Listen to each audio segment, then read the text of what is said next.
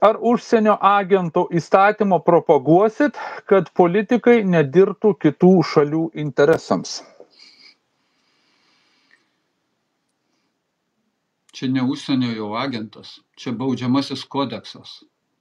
Kai užsienio šalių interesam dirba, mūsų tegul būna tas paviljonis mūsų.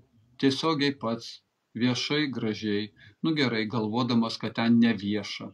Pasakė, kad jisai yra užsienio fondo kūrinys, tvarinys, Adenauerio fondo. Pats pasidžiaugė, nes jam smagu, kad čia toks fondas jį sukūrė, finansavo. Tai šitoj vietoj baudžiamasis proceso kodeksas turi būti griežtas. Ir vėl tam reikia išreikalauti, kad Lietuvos teismai dirbtų ir kad Lietuvos prokurorai dirbtų. Jeigu jiems kažko trūksta, tvarkoj, Seimas, tas pats Seimas, o jie sėdi tam pačiam Seime, ar ne, turi priimti įstatymus.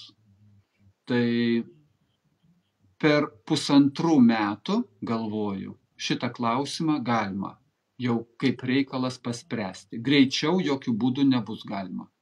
Bet man šitų išdavikų negaila.